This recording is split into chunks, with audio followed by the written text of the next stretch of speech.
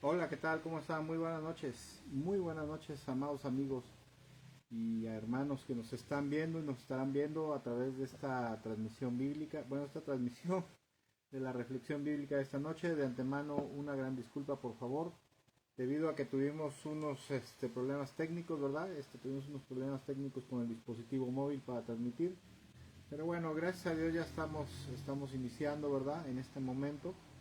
Y bueno, pues bienvenidos a todos aquellos que nos estén viendo y nos estarán viendo más adelante. Y como siempre, ¿verdad? Un miércoles más estamos teniendo nuestra acostumbrada reflexión bíblica de miércoles 8:30 de la noche. Bueno, ya son 8:45 y vuelvo a repetir, mil disculpas. Tuvimos que empezar un poco más tarde. Unos problemas técnicos con el dispositivo móvil, con la red y bueno, nosotros aquí donde vivimos es un lugar un poco apartado, ahora sí que apartado de la civilización, apartado de la zona urbana, ¿verdad? Estamos en un lugar que se le conoce como el fraccionamiento Tlacotengo en la ciudad de Fortín de las Flores. Aquí tienen su casa cuando gusten visitarnos. Y bueno, bienvenidos a todos los que nos están viendo y nos estarán viendo en esta noche. En esta noche quiero compartir una breve reflexión bíblica con respecto a una escritura que se encuentra en 2 Corintios capítulo 5 verso 21, ¿verdad? Y el título de esta reflexión bíblica es Jesús se convirtió en pecado en la cruz. Mire, no sé si usted ha escuchado en alguna ocasión hablar a alguien, algún predicador, algún pastor, ¿verdad?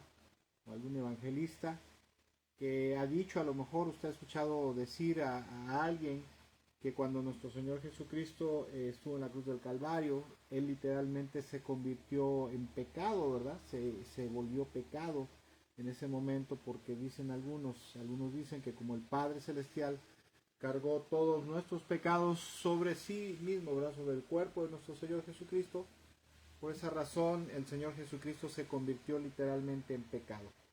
¿Y de dónde sacan esto, verdad? ¿De dónde sacan esta idea, esta doctrina, esta enseñanza? Bueno, pues una cita bíblica muy conocida y muy importante. Escuchen, una cita bíblica, una palabra de Dios, una cita bíblica muy importante para la fe cristiana, para el Evangelio de Jesucristo. De hecho, y dice esta cita bíblica, esta porción bíblica se encuentra en segunda carta a los Corintios, capítulo 5, verso 21. En la versión tradicional, la versión Reina Valera, la cual dice de la siguiente manera, y présteme usted atención, ¿verdad? Escúcheme porque esto es un tema importante, esto es un tema importante para su conocimiento doctrinal, su acervo doctrinal, porque yo estoy seguro que muchos de los que han escuchado esta cita bíblica, muchos de los que escuchamos esta cita bíblica en algún momento dado en nuestra vida, había como que una gran laguna con respecto a esta escritura, ¿verdad? Nos quedamos así como, ¿qué significa esto? ¿Qué quiere decir? Y dice 2 Corintios capítulo 5 verso 21 en la versión tradicional, la versión Reina Valera, dice, al que no conoció pecado, por nosotros lo hizo pecado, para que nosotros fuésemos hechos justicia de Dios en él, ¿verdad? Ya desde ahí la Reina Valera de por sí maneja un lenguaje antiguo, un poco antiguo, ¿verdad? De difícil entendimiento, de difícil comprensión. Por eso es que siempre son mejores, para estudiar la Biblia en la actualidad, son mejores las versiones actualizadas, las cuales, primero que nada, están mejor traducidas, ¿verdad? Una versión actualizada, las sociedades bíblicas. Fíjese que yo en alguna ocasión fui a un seminario de la Biblia en la ciudad de Puebla, aquí en México, ¿verdad? Puebla, México, donde nos explicaban precisamente esto acerca de que las versiones antiguas tienen muchos errores de traducción y aparte de eso manejan palabras de difícil entendimiento para la época actual. Por lo cual era necesario, ¿verdad? Y aparte de eso, los equipos de traductores bíblicos de muchas sociedades bíblicas se habían dado a la tarea de estudiar mucho, ¿verdad?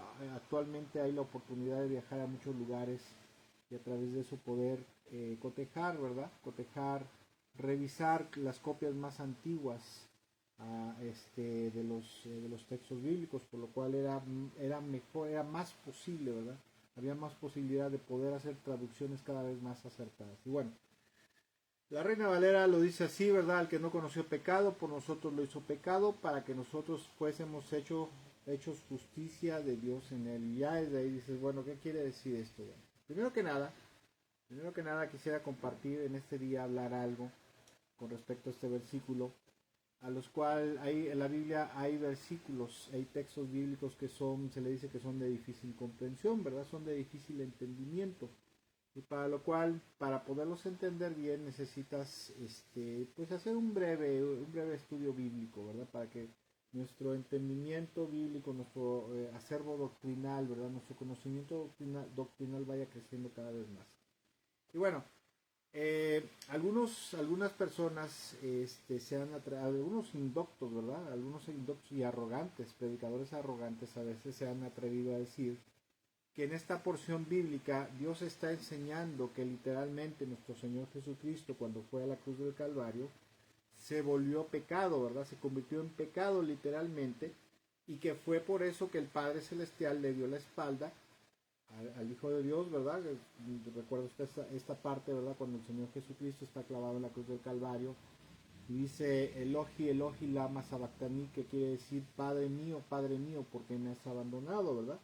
Y algunos predicadores y muchos, bueno, muchos que de renombre, de supuesto renombre, que salen en los canales cristianos, ¿verdad?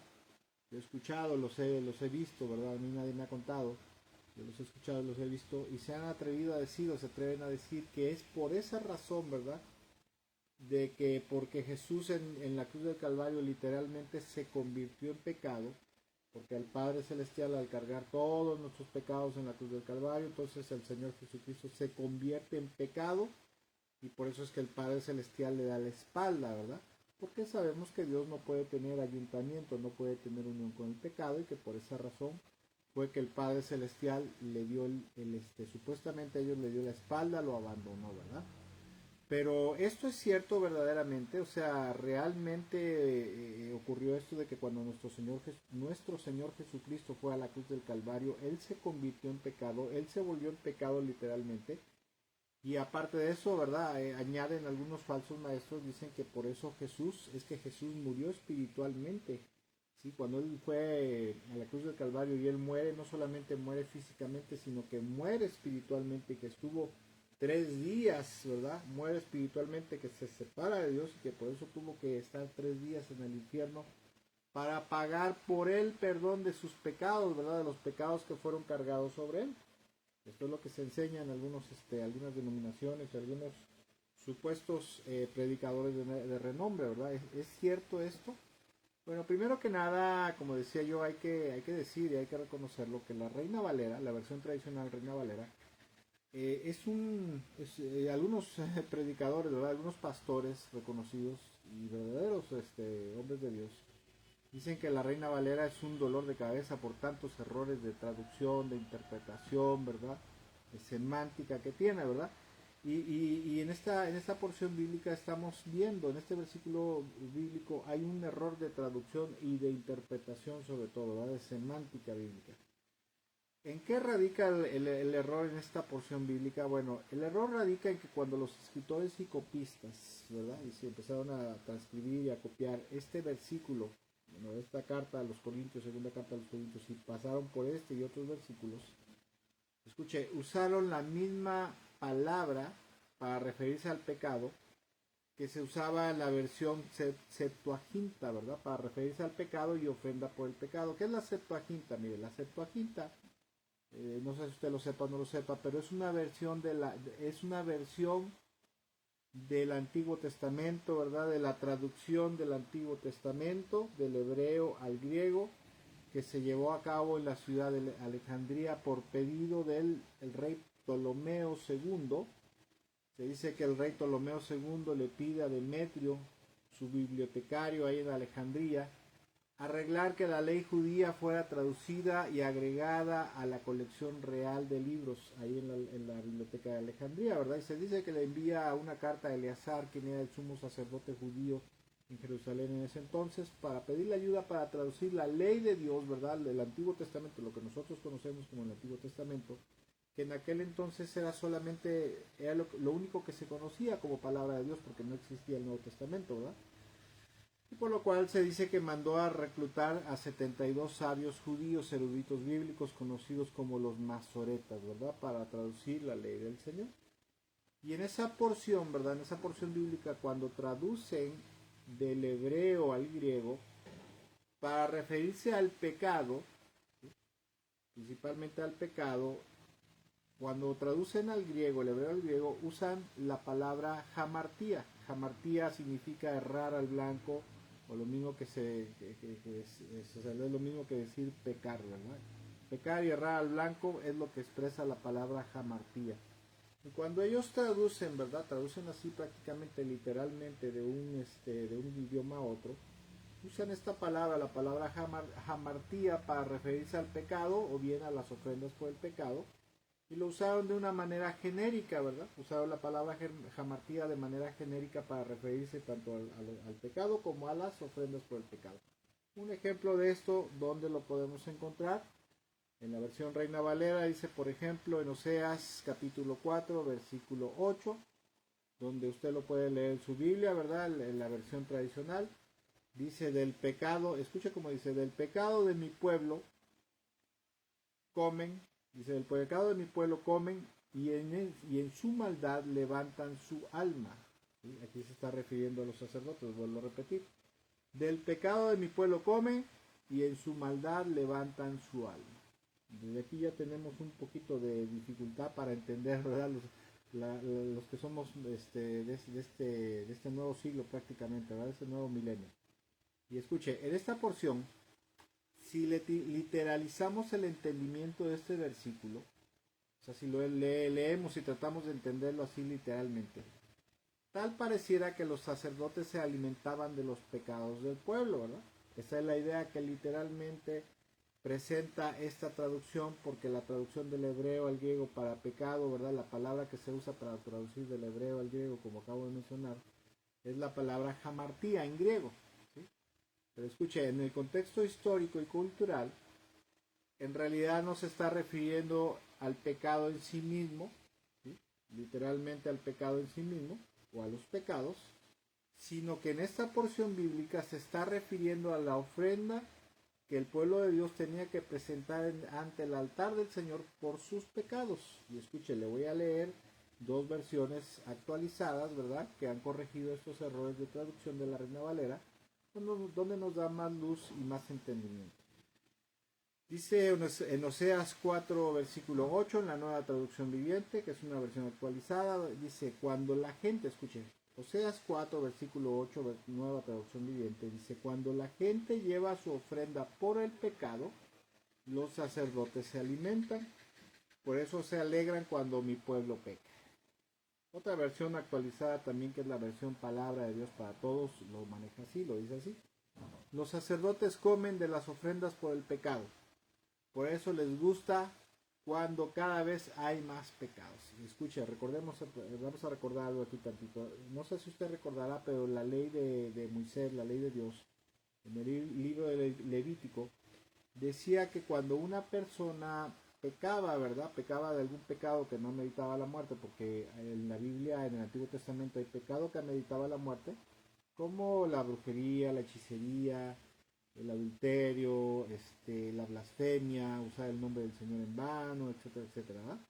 Pero había pecados que no ameritaban la muerte, ¿verdad? Había otro tipo de pecados que no ameritaban la muerte del ofensor, la muerte del pecador, y por esos pecados se les permitía expiar sus pecados delante del Señor, llevando una ofrenda por su pecado al santuario, que podía ser un becerro o una oveja, según fuera el caso y según fuera la disposición que estaba en Levítico, ¿verdad? Según el pecado era el tipo de animal para presentarlo como ofrenda y sacrificio expiatorio por ese pecado, por sus pecados, ¿verdad?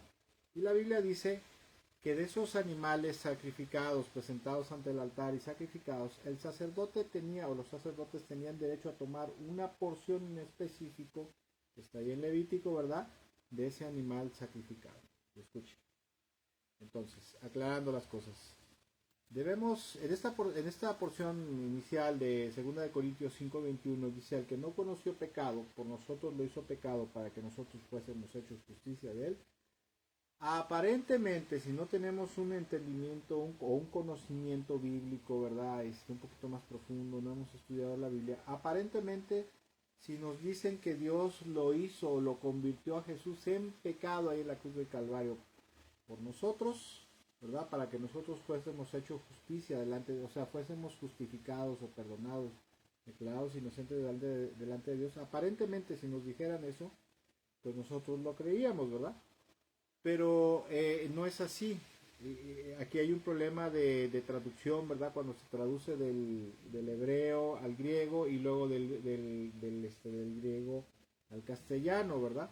Porque prácticamente los traductores de la Reina Valera solamente transliteraron, ¿verdad? Hicieron una traducción literal y como en el griego decía jamartía, entonces ellos en esa porción dice, pues por nosotros lo hizo pecado o lo hizo pecar.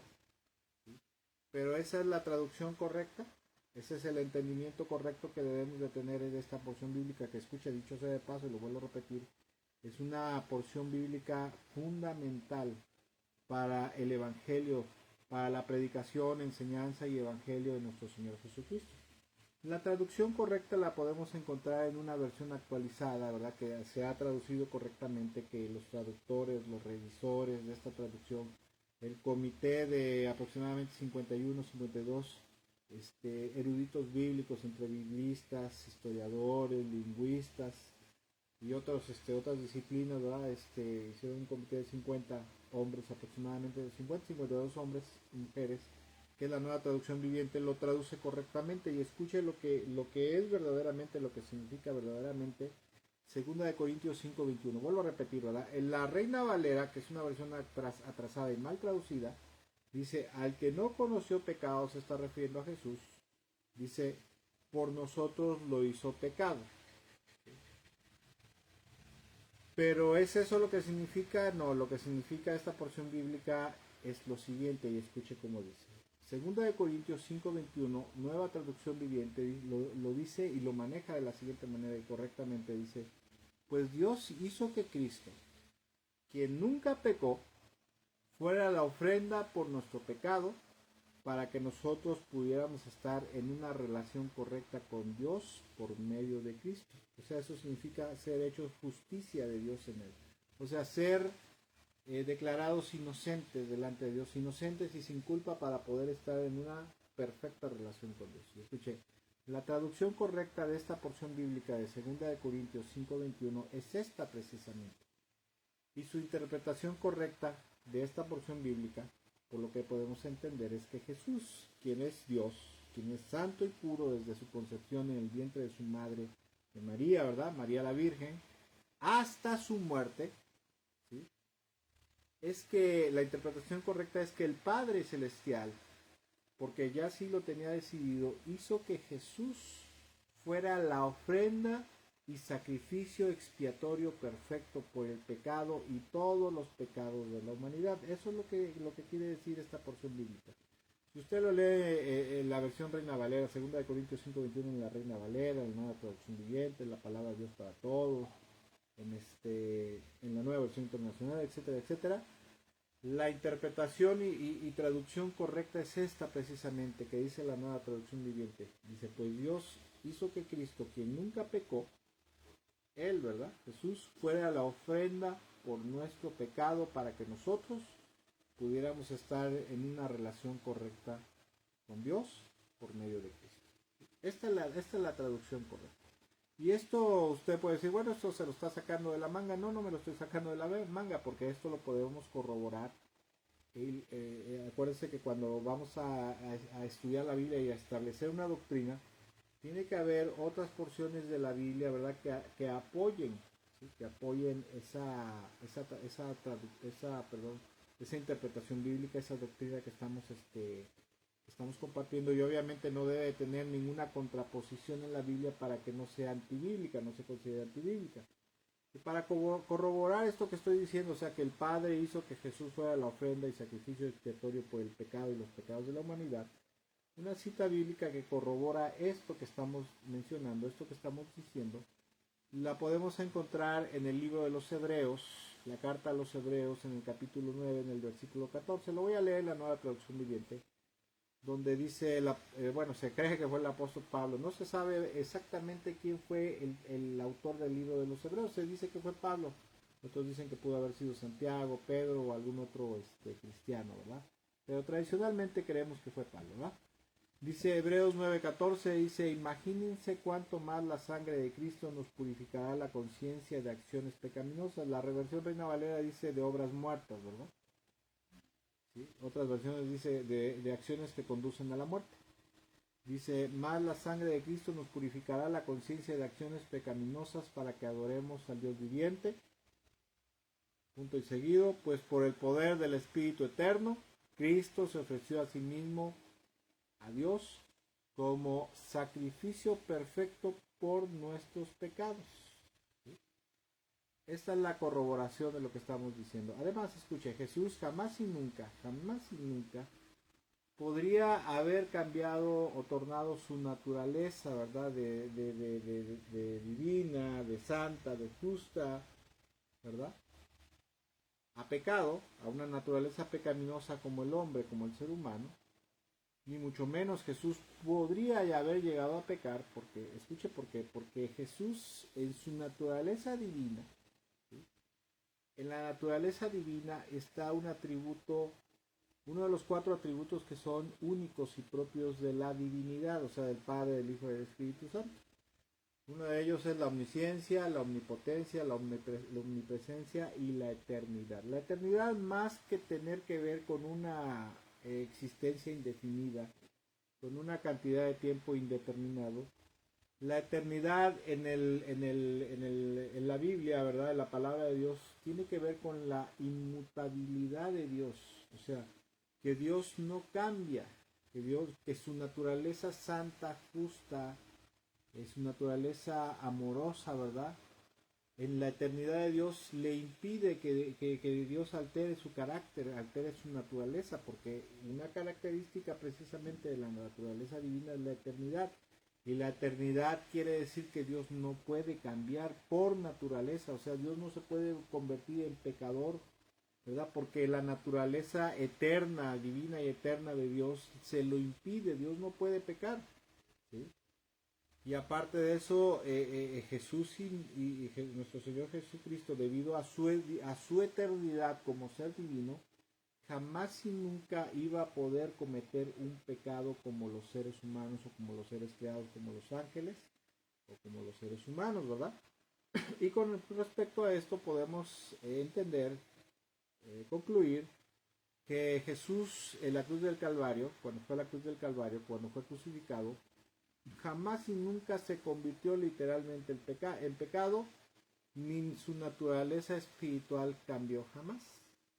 Sino lo que podemos entender es que Jesús fue destinado, ¿verdad? Había sido destinado por el Padre Celestial desde antes de la fundación del mundo, como dice en Apocalipsis, para hacer el sacrificio perfecto, el Cordero de Dios, el sacrificio perfecto, que quitaría el pecado del mundo y cuyo sacrificio pagó por una multitud de pecados, y ese sacrificio también dice la Biblia que hizo la paz con la humanidad, y Dios se reconcilió con el mundo, Dios se reconcilió con el hombre, y de esta manera se abrió la posibilidad de que Dios pudiera tener compasión y misericordia para ofrecerle a la raza humana, ¿sí?, la posibilidad de poder tener el perdón de Dios, la salvación y la vida eterna a través de la fe obediente en Cristo Jesús y el arrepentimiento, ¿verdad? Ahora, con respecto a esto hay otra cosa que está relacionada, ¿verdad? Hay gente, lo que acabo de decir, ¿verdad? Mucha gente, que predicadores de renombre en las redes sociales o en la televisión, los canales de televisión cristiano, que dicen que literalmente Jesús se convirtió en pecado. Junto con esto hay otra falsa doctrina, hay otra herejía, otra aberración, que enseñan, ¿verdad?, sobre todo en el movimiento carismático, en el pentecostal y apostólico profético, que dice que Jesús estuvo 3 días preso en el infierno pagando por sus pecados. Yo he escuchado esto, yo lo he visto en televisión, yo he escuchado que gente dice esto, y bueno, no sé si usted lo haya escuchado, ¿verdad?, pero en muchas ocasiones algunos telepredicadores reconocidos y pastores de renombre y aún de instituto bíblico han profesado esta falsa doctrina que se le conoce como la muerte espiritual de Jesús. ¿Por qué la muerte espiritual de Jesús? Por lo que acabo de mencionar, ¿verdad? Que al convertirse Jesús en pecado, entonces se separa espiritualmente de Dios y por causa de eso fue refundido, ¿verdad? Fue encarcelado 3 días en el infierno, en el Seol, ¿verdad? Las profundidades de la tierra. Como decía yo, muchos televangelistas y predicadores, principalmente del mundo neopentecostal y apostólico, han enseñado que a causa de esto, ¿verdad? Jesús tuvo que estar en el infierno 3 días pagando por sus pecados. Y ya no me meto con otra herejía más, ¿verdad? Que se le conoce como el rescate a Satanás, que es otra herejía, otra blasfemia, ¿verdad? Que enseñan, que dicen que el rescate o el pago por el pecado fue a Satanás, ¿verdad? La Biblia nos dice que no, que Jesús con su sangre le pagó al Padre por el perdón de nuestros pecados. Pero bueno, esa era otra historia, ¿verdad? Y no sé si usted ha escuchado esto o le han enseñado esto acerca de la muerte espiritual de Jesús, que es no solamente es una franca herejía, sino es una horrenda blasfemia, es una blasfemia y una herejía, una doctrina diabólica, ¿verdad? Que se predica desgraciadamente en la actualidad en algunos sectores del mundo evangélico y que desgraciadamente mucha gente cree, ¿verdad? Mucha gente lo cree y eso es algo tremendo. Pero escuchen, la palabra de Dios, la Biblia, en ninguna porción de las Sagradas Escrituras se enseña nunca jamás que Jesús en algún momento dado haya cambiado su naturaleza divina, santa y eterna a una naturaleza pecadora y corrompida, ¿verdad? Y que por eso haya tenido que ir a purgar, a expiar sus pecados en el infierno, ¿verdad? A sufrir en el infierno para que pudiera volver a la vida en un estado de pureza. Eso es algo que jamás y nunca sucedió. La Biblia dice que cuando Jesús murió, el Espíritu Santo lo declaró justo, o sea, lo declaró santo, perfecto, ¿verdad? Y aún después de muerto, él siguió siendo santo, justo y perfecto. La palabra de Dios nos enseña que Jesús jamás y nunca, ¿verdad? En su esencia, jamás y nunca, en esencia, nunca dejó de ser Dios, nunca jamás dejó de ser de naturaleza divina. De hecho, las Sagradas Escrituras nos enseñan que nuestro Señor Jesucristo, que el Hijo de Dios, es un ser único y excepcional en el universo entero, porque ni siquiera el Padre y el Espíritu Santo son iguales a Él, ¿verdad? ¿Por qué? Porque las Sagradas Escrituras, la palabra de Dios nos enseñan que en el Señor Jesucristo, que en el Hijo de Dios, radican las dos naturalezas, la divina y humana. Esto es algo que era muy atacado por los gnósticos, ¿verdad? Por eso es que los testigos de Jehová predican que Jesús no es Dios. Porque los gnósticos decían que la creación humana no había sido obra del Padre Celestial, del Padre Ingénito, como lo llamaban ellos, sino del Demiurgo, un semidios divino, Demiurgo, al cual ellos lo identificaban con el Dios de los hebreos y le llamaban Jehová Sabaoth. La palabra Jehová no es una palabra bíblica, es de origen gnóstico, y de hecho quiero comentarle algo, que la Reina Valera la maneja, y cuando usted dice Jehová, está prácticamente nombrando el Dios de una deidad pagana, de una deidad gnóstica.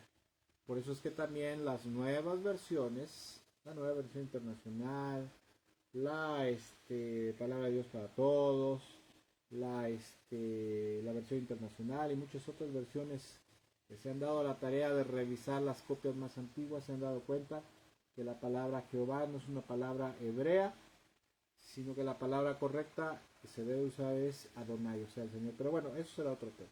Y le decía yo que nuestro Señor Jesucristo es un ser único y único en el universo entero, ¿verdad? Porque nadie es como Él. Porque en el Señor Jesucristo radican las dos naturalezas, están totalmente unidas, amalgamadas, la naturaleza divina y la naturaleza humana. El Señor Jesucristo es 100% Dios y a su vez es 100% hombre, 100% humano. Y a esta unión de naturalezas, ¿verdad?, de la divina y la humana, se le conoce como unión hipostática, ¿sí?, para referirse a la unión de la naturaleza humana con la naturaleza divina en una sola persona. Es algo maravilloso. Nadie en el universo, con todo respeto, ni aun el Padre Celestial, ni aun el Espíritu Santo son como Jesucristo nuestro Señor, el Hijo de Dios, el cual es 100% Dios y a su vez es 100% ser humano.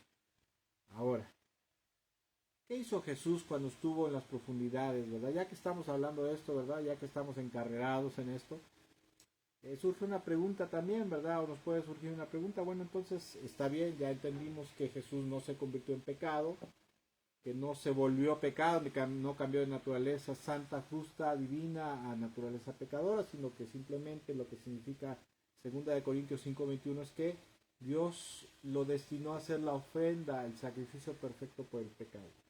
Pero hay otra pregunta que surge, ¿verdad? ¿Qué fue lo que hizo nuestro Señor Jesucristo cuando estuvo en las profundidades de la tierra? Y esta es una respuesta muy sencilla. Dice en primera epístola de Pedro, primera epístola universal del apóstol Pedro, en el capítulo 3, en el versículo 18 al 20, en la Nueva Traducción Viviente, dice lo siguiente: Cristo sufrió por nuestros pecados una sola vez y para siempre. Él nunca pecó, en cambio, murió por los pecadores para llevarlos a salvo con Dios. Sufrió la muerte física, pero volvió a la vida del Espíritu, y que en el poder del Espíritu Santo. Por lo tanto, y escuchen lo que dice, por lo tanto, fue a predicarle a los espíritus encarcelados, esos que desobedecieron a Dios desde hace mucho tiempo, cuando Dios esperaba con paciencia, mientras Noé construía el arca, y solo 8 personas se salvaron de morir ahogadas en ese terrible diluvio. Aquí hay otra escritura que voy a leer, otras 3 escrituras, y ahorita damos una explicación con respecto a esto. Yo leo otra escritura que es Efesios 4, versículo 4, en la versión Reina Valera, ¿verdad? Dice, por lo cual dice, subiendo a lo alto, llevó cautiva la cautividad y dio dones a los hombres. Salmo 68, versículo 18, nueva versión internacional, dice, cuando tú, Dios y Señor, ascendiste a las alturas, te llevaste contigo a los cautivos, tomaste tributo de los hombres, aun de los rebeldes, para establecer tu morada. Y escuche. La palabra de Dios nos enseña que desde los tiempos de Noé, las almas que habían muerto, ¿verdad? Desde Adán, ¿verdad? Desde los tiempos de Adán hasta el tiempo de Noé y hasta el tiempo que Jesús murió, ¿verdad? Hasta el momento que Jesús muere, todas esas almas, ¿verdad? Desde Adán hasta el momento que Jesús muere y desciende al Seol, a las profundidades, como le llama la Biblia, al infierno, al Seol, al Hades. Ahí había almas, había gente que estaba cautiva, ¿verdad? ¿Por qué? Por el pecado, ¿verdad? Porque la paga del pecado es muerte, ¿verdad? Cuando una persona moría desde Adán hasta ese momento que nuestro Señor Jesucristo muere y desciende, cada persona que moría en el mundo entero, ¿verdad? En el mundo entero, podemos entender por lo que nos enseñan las Sagradas Escrituras que cada alma descendía precisamente al lugar de los muertos. Seol significa el lugar de los muertos, o la tierra o el reino de los muertos. La palabra equivalente para Seol en el griego es la palabra Hades, y su equivalente en latín es la palabra infierno, ¿verdad? Que significan prácticamente lo mismo, ¿no? Y todos los muertos desde Adán hasta el momento que el Señor Jesucristo muere, iban a parar a ese lugar, ¿verdad? Y estaban ahí cautivos porque no podían, esas almas no podían ascender a los cielos, porque aún no se había pagado por el perdón de los pecados, ¿verdad? Aún no habían sido expiados ni redimidos los pecados por el Señor Jesús. Entonces, en esos 3 días que el Señor Jesucristo estuvo en las profundidades de la tierra, podemos entender por el texto bíblico, podemos comprender que el Señor Jesucristo, cuando desciende ahí a las profundidades, desciende al Seol, Él se manifiesta como el Hijo de Dios, como el Mesías, como el Redentor y el Salvador de la humanidad, y predica prácticamente el Evangelio a esos espíritus que estaban ahí encarcelados, ¿verdad? Y yo me imagino que les ha de haber hablado, les ha de haber predicado que Él ya había pagado con su sacrificio, con su sangre preciosa, por el perdón de todos los pecados, pasados, presentes y futuros hasta ese momento, ¿verdad? Y los que habría en el futuro para nosotros, ¿verdad? El pago del perdón de los pecados, en el futuro también. Entonces yo me imagino, ¿verdad? Que toda la gente que estaba en ese lugar lóbrego, feo, donde no hay demonios, ¿verdad? Porque las tradiciones dicen que ahí están los demonios atormentando a la gente, eso no es cierto. Los demonios, dice la Biblia, que están en otro lado, ¿verdad? Están en prisiones eternas, oscuras, ahí están cautivos porque Dios los ha aprisionado ahí, ¿verdad? Eso es otro cantar, ¿verdad? Me imagino que la gente que estaba ahí, ¿verdad? Las almas que estaban ahí, pues han de haber visto, ahora sí que vieron la luz cuando lo vieron, ¿verdad? Vieron la esperanza. fueran hebreos, fueran egipcios, a lo mejor fueran olmecas, fueran aztecas, ¿no? Porque me imagino que ese va a haber sido un lugar muy bonito de estar ahí, ¿verdad? Verte morir, y ver cómo tu alma va descendiendo hacia las profundidades. Y cuando el Señor Jesucristo predica ahí, y predica el Evangelio, dice en Efesios 4, ¿verdad? Y en el Salmo 68, que el Señor se llevó a toda esa cautividad, ¿verdad? Y ascendió a los cielos. Estuvo predicando, ¿sí? Y antes de entender, antes de ascender, podemos entender y creemos que toda esa gente creyó en Él. Y cuando creyó en el Señor Jesucristo como el único Salvador, como el Hijo de Dios y como el Mesías, el Señor Jesucristo se los llevó a los cielos. O sea, el Señor Jesús predicó en el Hades, en el infierno, en el Seol, como lo quiero llamar, ¿verdad? Para llevarse a toda una multitud de cautivos que estaban ahí en las profundidades de la tierra, aprisionados por el pecado y por sus pecados. Ahora bien, escuche, esos espíritus cautivos, algunos falsos maestros predican que son los ángeles cautivos, ¿verdad? Dicen, no, es que el Señor Jesucristo, en base a la escritura de, ¿cómo se llama? De Primera de Pedro 3, 18 al 20, dicen que esos espíritus cautivos, esos espíritus que estaban ahí encarcelados, se refiere a los demonios, ¿verdad? Los demonios que pecaron, ¿verdad? Otros dicen que son los espíritus descarnados de la raza preadámica, ¿sí? Pero la palabra de Dios no nos enseña eso, ¿verdad?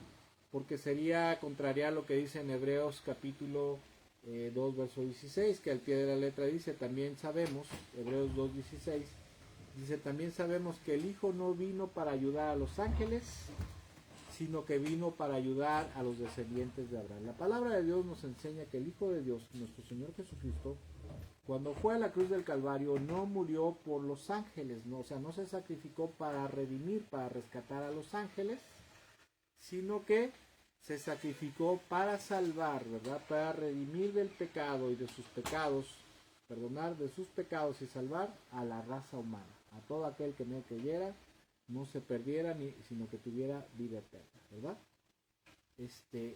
Ahora, la palabra de Dios, bueno, estos falsos maestros también dicen que estos son demonios de los espíritus descarnados, son los espíritus descarnados de la raza preadámica, a los cuales ellos aluden y dicen que son los demonios, porque algunos falsos maestros que predican, por ejemplo, hay un hombre que es el líder principal del ministerio Ebenezer, el apóstol principal, ¿cómo se llama?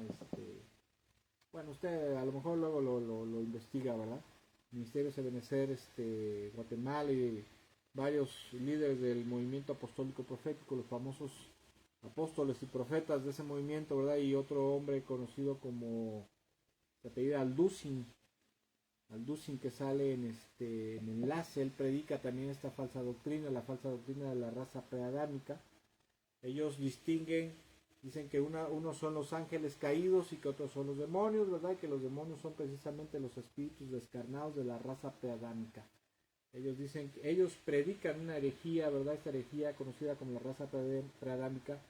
Dicen que antes de Adán hubo una raza que Dios había creado, ¿verdad? Pero que como se rebelaron contra Dios, Dios destruyó, mandó un diluvio, y por eso interpretan Génesis 1, ¿verdad? Donde dice que en el principio todo estaba en caos, ¿verdad? Entonces es que ese caos es producto de la destrucción que Dios mandó a esa raza preadámica. Esa es una mentira, esa es una herejía, ¿verdad? Y escuche, eso no es así. El Señor Jesucristo no vino a la tierra, ¿verdad?, a sacrificarse por los demonios, por los espíritus malignos, sino que el sacrificio de nuestro amado Señor y Salvador Jesús, ¿sí?, fue precisamente para redimir a la raza humana del pecado, ¿verdad? Porque el Padre Celestial le encomendó la obra de redención del pecado de la humanidad.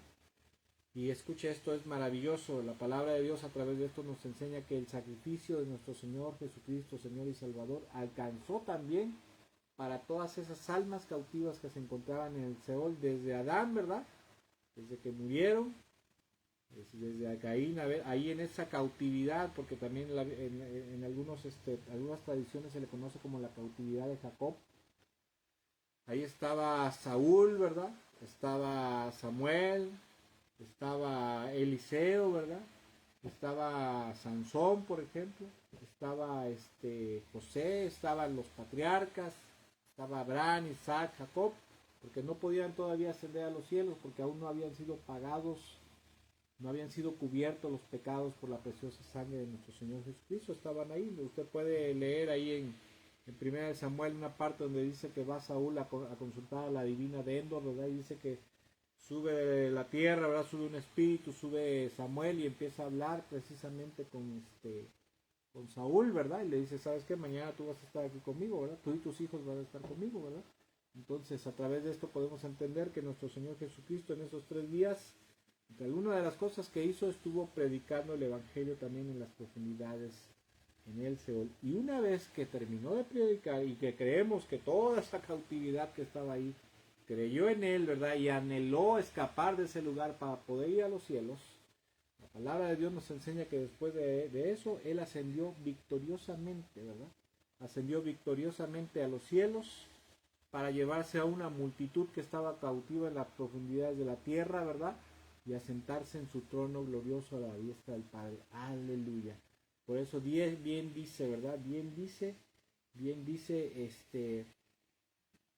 el Salmo, dice, cuando tú, oh Dios y Señor, ascendiste a las alturas, te llevaste contigo a cautivos, tomaste tributo de los hombres, aún de los rebeldes, para establecer tu morada. Y en el Salmo 45 dice, ascendiste a tu trono, ¿verdad? Subiste a tu trono entre gritos de júbilo, ¿verdad? Entre gritos de alegría, ¿verdad? Porque cuando el Señor Jesucristo regresó a los cielos, ¿verdad? Creemos y entendemos que los ángeles, ¿verdad? Lo estaban esperando, ¿verdad? Para vitorearlo, para alabarlo, para glorificarlo, ¿verdad? Con gritos de júbilo, con alabanzas y adoración, ¿verdad? Y entre ese desfile victorioso que el Señor Jesucristo cuando iba ascendiendo, yo a veces me lo imagino, que iba ascendiendo hacia los cielos, atrás de él llevaba una multitud de almas que habían estado cautivas en el Seol, en las profundidades de la tierra, ¿verdad? Y todos iban contentos, gozosos, en ese glorioso desfile de almas que el Señor llevaba, almas que habían estado cautivas y que ahora iban a los cielos a esperar la resurrección de los muertos, la resurrección de los cuerpos de los muertos. Y bueno, amados amigos y amados hermanos, espero que esta reflexión bíblica, que más que reflexión bíblica es fue como una aclaración, ¿verdad? Porque a lo mejor usted ha escuchado, si no ha escuchado esto, bueno, ahora ya cuando lo escuche acerca de que Jesús estuvo muerto, ¿verdad? Espiritualmente, en el infierno, y que Jesús se convirtió en pecado, ¿verdad? Cuando fue a la cruz, se volvió pecado literalmente, a lo mejor usted no lo ha escuchado, ya cuando lo escuche va a decir, no, permíteme tantito, esto está mal, ¿verdad? Lo que tú dices no es así. O a lo mejor usted lo ha escuchado y lo ha creído, o a lo mejor usted no ha sabido interpretar este versículo 2 de Corintios 5:21 es fundamental, escuche, para el Evangelio y para la predicación del Evangelio de nuestro Señor Jesucristo. Entender esta porción bíblica es fundamental, es de vida y muerte, de vida o muerte. Y bueno, gracias a Dios en esta noche, verdaderamente Dios, verdaderamente nuestro Señor Jesucristo y el Espíritu Santo permitieron hiciéramos la transmisión de esta reflexión bíblica, ¿verdad? De esta, ¿cómo se le puede decir? Esta aclaración, ¿verdad? De esta breve aclaración bíblica. Y como siempre esperamos que esta transmisión, esperamos que esta exposición de la palabra de Dios y aclaración les sea de bastante bendición y edificación. Y bueno, pues ahora sí que no teniendo más que decir, ¿verdad? Espero que la pase bonito en esta noche, que Dios me los bendiga mucho allá donde se encuentran. Hermana Lupita, Celaya, que Dios me la bendiga mucho allá donde está usted, ¿verdad? Los demás hermanos que nos están viendo y nos estarán viendo, si llegaron hasta este momento, ¿verdad? Donde quiera que nos estén viendo y que nos vean, el deseo de mi corazón es que Dios les bendiga mucho, que Dios les edifique, ¿verdad? A través de su palabra, y que el resto de la semana el Señor siga derramando de su gracia, de su misericordia, de su bendición sobre sus vidas. Y si el Señor lo permite y nos presta vida, nos vemos el próximo domingo en la transmisión de la enseñanza bíblica. Y quiero pedirles algo, por favor, si usted ha llegado hasta este momento. Quiero pedirle mucho, y es un gran favor personal. Yo soy una persona que cree que, aunque a lo mejor no nos conocemos así de mano, ¿verdad? O sea, de persona a persona, yo siempre he creído que la iglesia, el cuerpo de Cristo a nivel mundial, es mi familia espiritual, es mi pueblo, ¿verdad? La iglesia, el cuerpo de Cristo es mi pueblo, son mis hermanos. Y siempre he creído, ¿verdad? Esa palabra que dice que oremos los unos por los otros, que dependamos los unos de los otros. Y aunque a lo mejor yo no pueda ir literalmente hasta su casa, hasta su iglesia, su ciudad, su país, a través de este medio quiero pedirle, quiero rogarle, por favor, quiero suplicarle que ore por un servidor, por mi familia, por un servidor, porque siempre, siempre los que predicamos la palabra de Dios, los pastores, los maestros, evangelistas, misioneros o apóstoles, ¿verdad? Profetas, y todo aquel que sirve al Señor siempre necesita del apoyo en oración, de la intercesión del pueblo de Dios por un servidor. Yo cada día y en especial en ciertas ocasiones tengo que tomar decisiones y en estos días tengo que tomar algunas decisiones muy importantes con respecto a la obra de Dios, al ministerio, y pues sí necesito que el Señor me dé luz, me dé sabiduría y guianza. Le ruego por favor que oren por un servidor. Mi nombre es Gustavo Méndez, pastor de Iglesia Cristiana La Fuente en Córdoba, México. Que Dios me los bendiga, que tengan una excelente y bendecida noche.